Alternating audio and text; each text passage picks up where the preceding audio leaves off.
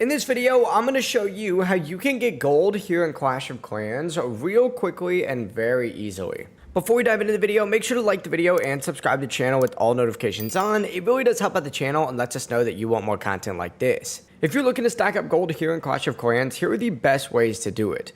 Begin, and this is probably the most obvious one, by actually upgrading your gold mines. This is obviously the easiest method. Make sure your gold mines are upgraded to the highest level so that you can get the maximum passive income. The next method is a little bit less obvious though, and it's actually using resource potions, because these potions boost all your collectors, including gold mines, for one full day. It's a great way to double your gold income quickly. Attacking other bases is also another great way to earn tons of gold. Just make sure you're targeting bases with full gold storages and weak defenses to maximize loot. Not to mention, every single time that you actually earn 5 stars from different multiplayer battles, you get a bonus chest. So don't forget to collect the gold from your clan castle treasury. Speaking of clan castles, clan games and events actually give you a ton of different gold in the rewards. If gold is an option, just simply select it.